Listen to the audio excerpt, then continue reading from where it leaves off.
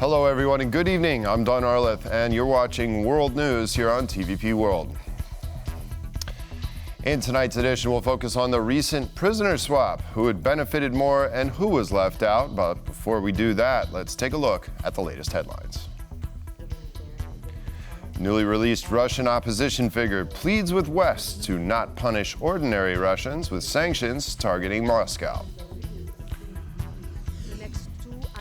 Members of the European Parliament call for Hungary's removal from the Schengen area should Budapest ease visa requirements for Russians and Belarusians. And the Polish volleyball team advances to the semifinals at the Paris Olympics.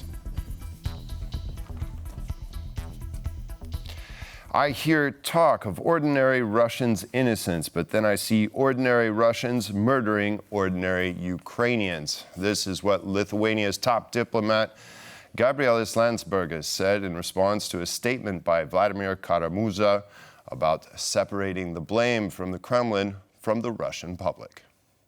Given their position on it. Lithuania's Foreign Minister Gabrielius Landsbergis had a clear and strong message against leniency towards so-called ordinary Russians. Ordinary Russia is sick. Healing will be a long and grueling process which can only start when Russia, not just Putin, is defeated. Without a defeat in Ukraine, Russia will just keep spreading. The tweet refers to the words of Vladimir Kara-Murza, recently freed from Russian prison. As exchanged prisoners held a press conference taking place in Bonn, they spread a message of peace through hoping for change in sanctioning the Russian society. Don't confuse the Putin regime with Russia. Kremlin propaganda wants to pretend that everyone in our country supports Putin's dictatorship and supports his aggressive war in Ukraine. This is a lie. Meanwhile, former Russian President Dmitry Medvedev added his 2 cents on the topic of the recent prisoner exchange. His harsh rhetoric could be seen in a Sunday's post on Telegram, in which he threatened the lives of those recently freed prisoners. Bartłomiej Kot of the Warsaw Security Forum agrees the Russian regime continues to pose a threat to those opposing it. The Russian secret services, the spying agencies, they continue to be a threat even to those who were released. It is a kind of vendetta thinking on the Russian side, and I think that this will continue. That's why we are incapable of actually trusting the Russian officials. Even if they release the prisoners, they still continue to be a threat to them. Although freedom has been achieved by intergovernmental cooperation, the security of those freed may not be ironclad. Svetlana Tsikhanouskaya, the leader of the Belarusian Democratic Forces in exile, will continue to hold the status of national leader of Belarus until free elections are held in the country. The decision was made by the participants of the New Belarus 2024 conference held this weekend in Vilnius. The government in exile will also see some new faces joining their ranks. Svetlana Tsikhanouskaya's position as the national leader of Belarus, which she assumed after opposing Alexander Lukashenko in the sham 2020 elections, was reaffirmed last weekend at the New Belarus conference. The event was held in Vilnius, where the democratic opposition in exile bases its operations. The deputy head of transitional cabinet Paweł Latuszka and Tsikhanouskaya's chief political advisor Franek Wieczorka retained their current positions. The transitional cabinet also used the New Belarus conference to present some personnel changes. 2 new members of the Belarusian government in exile are known figures with extensive experience. Sierhei Pelesa, acting deputy director of Belsat TV, was present at the New Belarus conference in Vilnius. Vladimir Ostapenko became the new representative for foreign and European affairs. He is a former diplomat of the Republic of Belarus who served in Argentina, among other places. After the mass protests in 2020, Ostapenko was one of the high-ranking officials who openly spoke out against election fraud and violence, siding with the Belarusian public. The second new face is Vadim Kabanchuk, who was introduced as the representative for security and defense. Vadim Kabanchuk is a former volunteer soldier who fought in Ukraine, first repelling hybrid aggression as part of Ukrainian volunteer units in 2014 and 2015, and later in Belarusian formations within the Kalinowski regiment during the full-scale invasion. Kabanchuk was one of the commanders of the regiment. The Polish side was represented by former ambassador Artur Michalski, who is the Polish government's representative for Belarusian affairs. Poland and Lithuania are two countries with a large Belarusian diaspora, where Belarusian amateur pro-defense groups operate. We can reveal a bit of a secret here, as these groups have declared that if necessary, they would be ready to defend Poland, just as during the Polish Bolshevik War, when Belarusian units defended Warsaw. However, let us hope that history does not repeat itself. Platform 2025 is a framework under which the democratic forces will operate in the coming year, when presidential elections in Belarus are scheduled. Ever since Hungary took over the rotating presidency of the European Union a month ago, it's been nothing but controversy and headaches for Europe. After Orban's so-called peace mission to Russia riled European capitals, the latest concern is about Hungary's plan to ease visa restrictions for Russian and Belarusian citizens. For the next 2.5 years. Across Brussels, the alarm bells are sounding. Now, MEPs have joined the call for action against Budapest. In a recent letter addressed to European Commission President Ursula von der Leyen, the outrage is clear. If the Hungarian government refuses to change its policy, the Commission and all EU representatives should question Hungarian presence in the Schengen area by introducing new measures to safeguard European citizens, including new controls at Hungarian borders if necessary. Brussels is concerned that Hungary's fast-track visa could lead to a circumvention of the bloc's restrictions against Russians and Belarusians and open the gates for Kremlin agents into Europe. Now, the Commission is demanding an explanation from Budapest. And although most institutions and EU officials are on holiday, it seems that Hungary will make this summer season anything but relaxed. Poland continues to spend big on weapons. Today, Poland's defense ministry signed offset agreements worth over $250 million. These agreements cover repair and logistics support for aircraft and bring the country one step closer to finalizing the purchase of 96 Apache attack helicopters. Our reporter Alex Sumlinsky has more. On Monday, the deputy head at the Ministry of National Defense, Paweł Bejda, signed 2 offset agreements with Boeing and General Electric in association with the purchase of 96 AH-64E Apache helicopters. Offset deals compensate the country buying arms from abroad through cooperation between the foreign supplier and domestic companies. The deals were signed with Boeing, the main manufacturer of the Apaches, and General Electric, the manufacturer of the helicopter's engines. The Polish army is about to acquire these helicopters, which will really strengthen our readiness, our security in the face of what is happening beyond the borders of the Republic of Poland, that is, the war in Ukraine. The offset agreement with Boeing will cover maintenance support for the helicopters and AH-64E maintenance training. WZL, the military aviation works in Łódź, as well as other Polish companies, will be involved in the implementation of the offset agreement. Working together, we will jointly develop a robust network, combining the potential of WZL-1, WCBKT, with the training of skilled professionals and maintainers at the Military University of Technology to support the Apache aircraft. The deal with General Electric will focus on engine support for the Apaches and for power units in other Polish military helicopters. Poland announced plans to buy 96 Apache helicopters in September 2022. The following summer, the U.S. approved the sale of the aircraft and related equipment to Poland for about $12 billion. The Deputy Minister of Defense went on to thank the American Congress as it had to greenlight the start of the negotiations for acquiring the helicopters, adding that these purchases will strengthen Polish security. For TVP World from Warsaw, Alex Sumlinsky. Following 2 days of candidate interviews and deliberations, Kamala Harris is expected to announce her running mate in the next 24 hours, at any minute now. Let's now take a closer look at her possible VP picks and what each candidate could bring for U.S.-EU relations. Kamala Harris is set to make one of the most consequential decisions of her career today. Choose a running mate who will accompany her for the next 91 days of the presidential campaign. About a dozen candidates were interviewed over the last few days, but experts believe that the choice is down to 3. Arizona Senator Mark Kelly, Pennsylvania Governor Josh Shapiro, and Minnesota Governor Tim Walz. Mark Kelly has long been considered the favorite to become Harris's VP.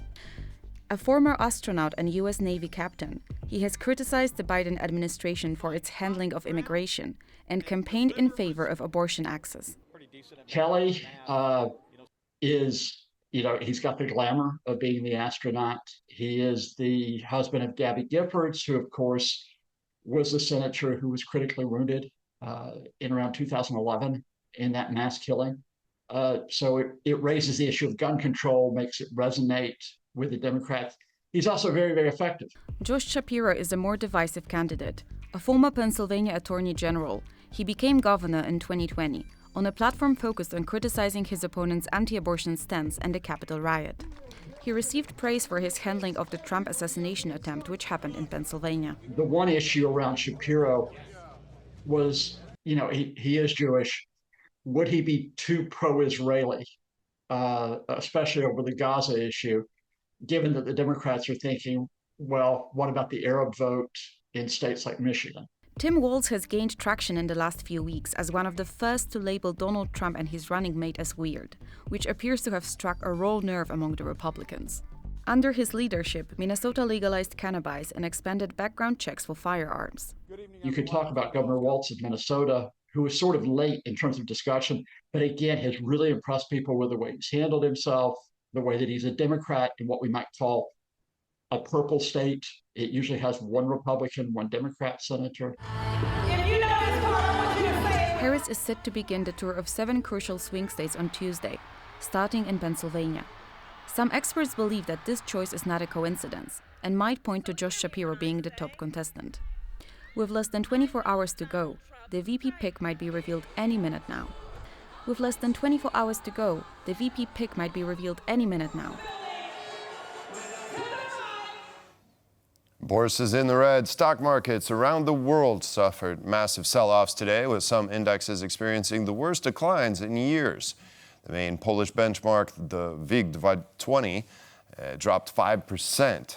Earlier today, a guest on TVP World's The Bottom Line said multiple factors, including fear of global recession, have triggered the plunge.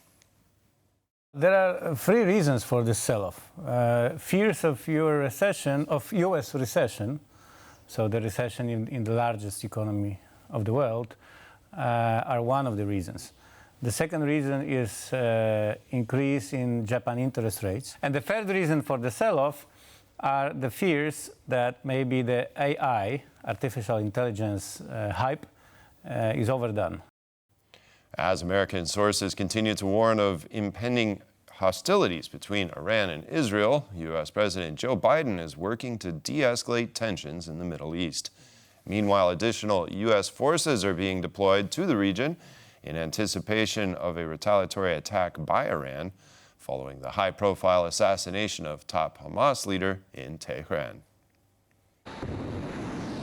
Washington has appealed to Tehran to de-escalate, fearing an Iranian attack on Israel could be the spark that sets off a powder keg in the Middle East. An unconfirmed report from Axios released early Monday quoted the U.S. Secretary of State Antony Blinken as saying that an attack on Israel by Iran and the so-called Axis of Resistance is imminent. The U.S. is deploying forces to help defend its ally. The Pentagon is moving significant assets to the region to prepare for what may be another need to defend Israel from an attack, while simultaneously we are working very hard to de-escalate this situation. Jordan's foreign minister also traveled to Iran in hopes of diffusing the situation, but to no avail. Iranian authorities said that they would strike the Jewish state regardless, even if it means war. No one can doubt the legal right of the Islamic Republic of Iran to punish the aggressor and create deterrence against the uprising aggressor regime. Experts warn the fallout could be severe. We're fully expecting this to eventually come to a full-blown war. I don't think it's going to be possible to put the genie back in the bottle. All this comes amid promises of harsh retaliation from Iran after a top Hezbollah official, Fouad Shukr, was killed in Beirut last week by Israel, followed by a deadly attack on a top Hamas political leader, Ismail Haniyeh, in Tehran. It's believed that Israeli forces were behind this assassination, too. The tensions have sparked fear among the public. Now many of them are racing to leave the region. But at the airport in Beirut, many flights out of the country are grounded. We are not happy about leaving now. I would have preferred to finish my summer vacation here in Lebanon and return to my work on time.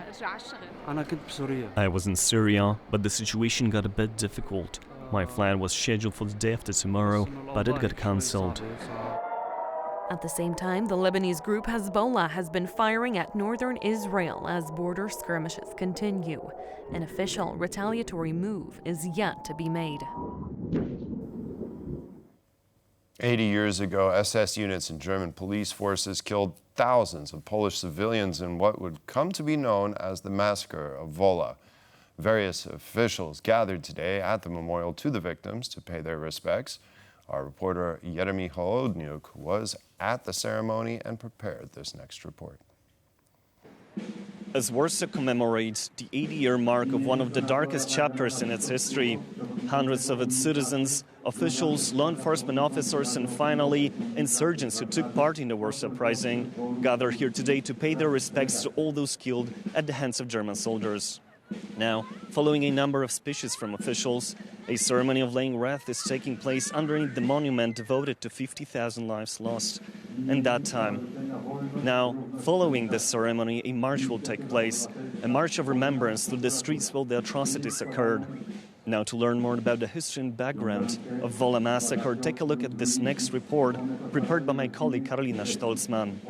For TVP World, Yeremi Holodniuk. The Wola massacre marks the darkest moment on the timeline of the Warsaw Uprising. What may have begun as a hopeful struggle very soon turned into a lost cause and left the city largely destroyed and the survivors traumatized. At first, there was enthusiasm. Then came the German response, which involved the mass murder of civilians. The most drastic example of that was the Wola massacre. The civilian losses brought on by the massacre alone were horrifying. Some 50,000 people lost their lives at the hands of the German soldiers during what was a week-long slaughter. We are touching on a very controversial matter here, which has been a subject of discussion for over 80 years now. Technically speaking, the question of whether the decision to launch the uprising was justified appeared very early on. Not all leadership centers within the Polish state were convinced that the uprising made sense. We like to assume that this was a hopeful endeavor for everyone, but many of the people involved harbored few illusions, like Captain Hall of Wola. 3 hours ahead of the W hour, he said that because troop concentration was insufficient in Wola, home army forces in the area shouldn't participate in the operation at all. He said that just before the uprising. But opinions remain divided. With some 200,000 lives lost, historians and experts continue to argue over the Warsaw Uprising. One cannot get away from the fact that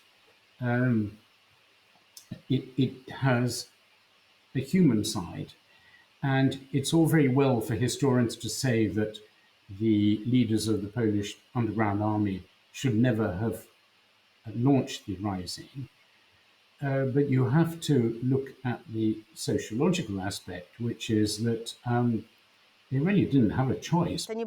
Not all of the uprising soldiers are speaking with one voice. They didn't all have the same hope. Not everyone believed that the fighting would end in success. I came to the conclusion that the uprising was completely justified. Why? Well, first of all, the youth were so enraged, our minds set on the fight. There was no force, no moral force out there that could have stopped us. This uprising would have broken out either way. There is still much debate on whether the uprising left more questions in its wake than it aimed to solve. More than 1,500 sailors from 15 countries gathered in Szczecin to celebrate weeks of intense competition as part of the tall ships race. Polish crews dominated the regatta, winning in all 4 categories. For the past few days, the Polish city of Szczecin was the world's sailing capital. 60 ships dropped anchor in the Oder Canal to celebrate the end of the tall ship races regatta. Among them, some of the biggest sailing ships in the world. I think that the Ecuadorians set an example of how to celebrate. Their yacht, Gaia, will remain in our hearts for a long time. It was the most exotic and musical of all the ships. But the tall ship races were more than just races. Crews took part in concerts, parades and various events on the shore. I didn't even start to unpack, and I have thousands of photos and way more memories that I can think of. And the whole event is an amazing combination of racing, the regatta racing, and the festivities. Polish sailing ships won in all 4 categories. The crew of the Frederick Chopin has particular reason to celebrate, having won the A category for the largest ships. Before furling their sails, the ships raced for 6 weeks on the Baltic Sea. The race started in Klaipėda in Lithuania and ended in Szczecin 1,000 sea miles later.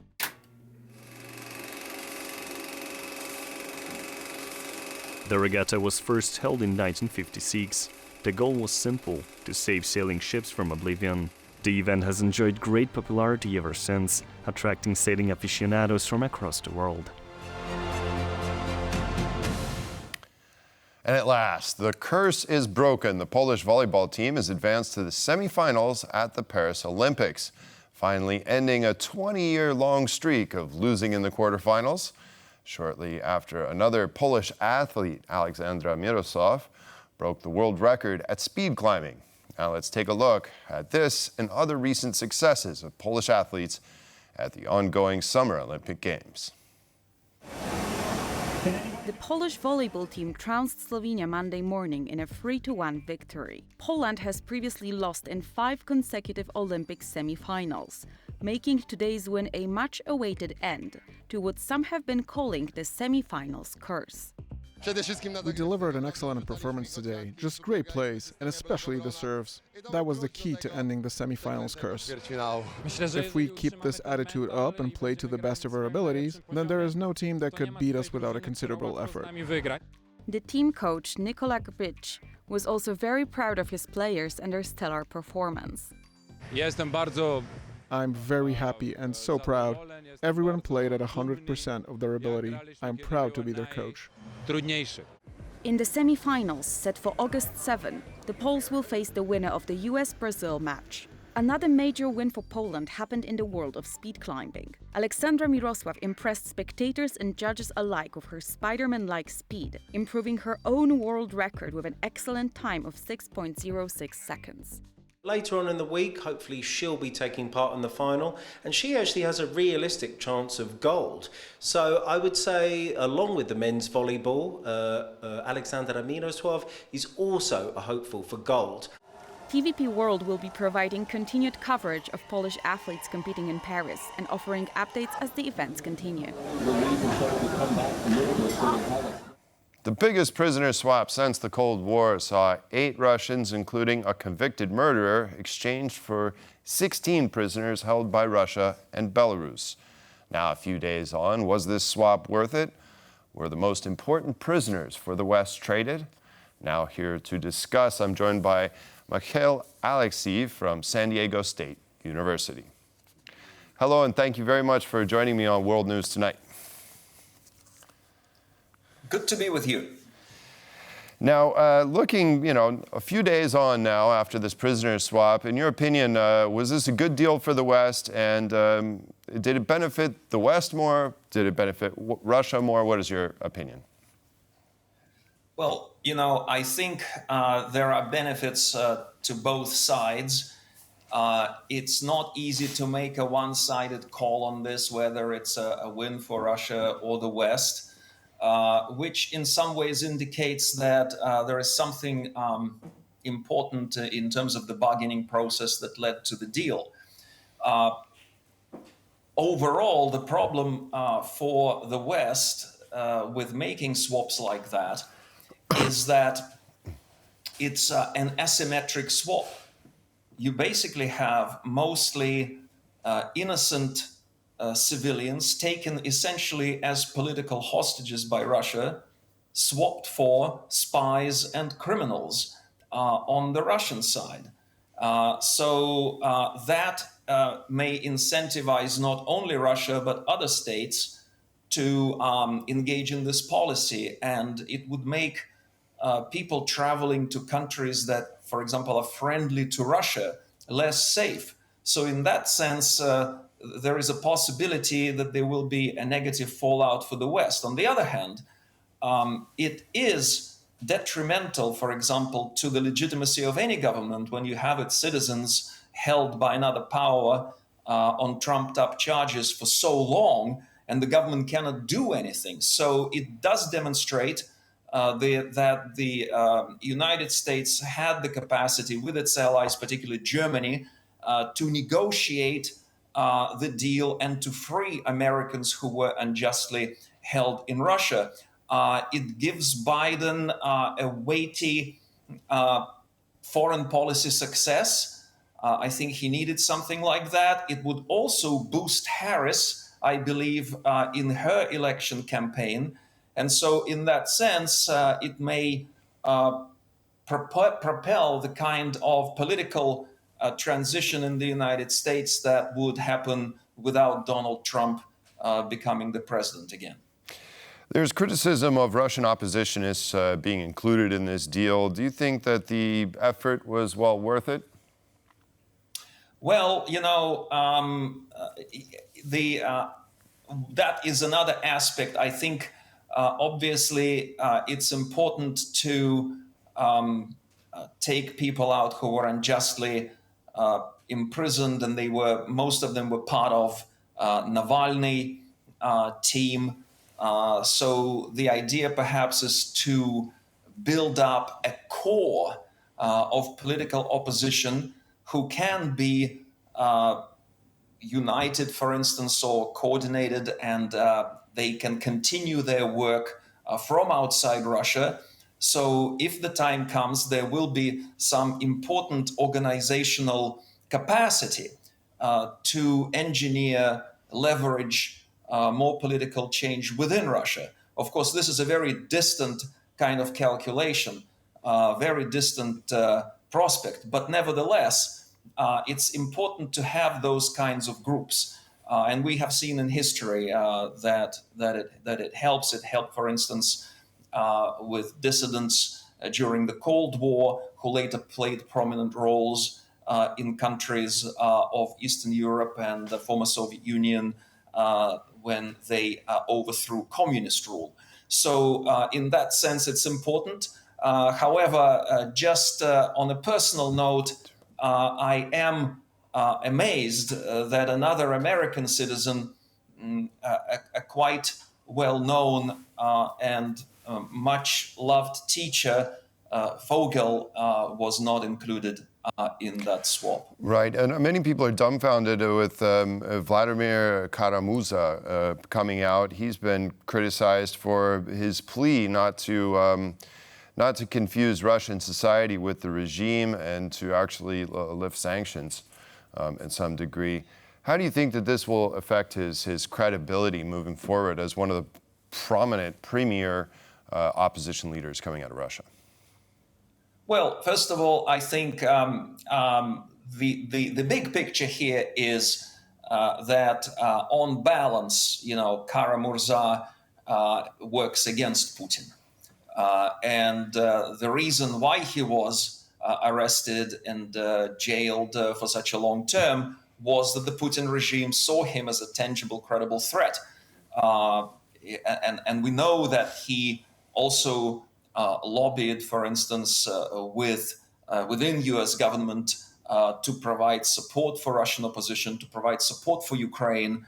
And so he has done a lot of work kind of in the background that was undermining Putin in substance. That is, I think, the biggest part here. The statements regarding the need to differentiate between the Russian regime and the society and maybe reconsider some of the sanctions. I'm not sure that these things will go very far, not in the United States in the present conditions anyway.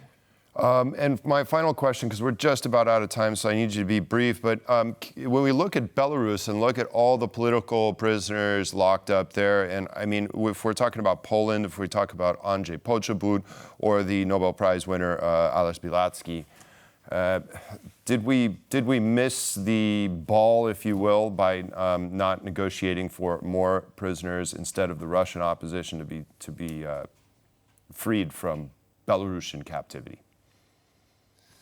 Well, these are very tricky deals, and there are always more people who can be included. There is always that kind of, I wish we could have done more feeling after each one of those deals. It is very painful, but this is also not the end of the process. And the very fact that the American citizen in Russia was not traded may indicate that there are still people Putin wants, or maybe Lukashenko wants back. And so this is going to be, this is not the end of the story. So there will be possibilities down the road. Okay, Mikhail Alexeyev, professor at San Diego State University, thank you very much for joining us tonight. Thank you. And that concludes this edition of World News Tonight. Thank you all for watching, and stay with us for more here on TVP World.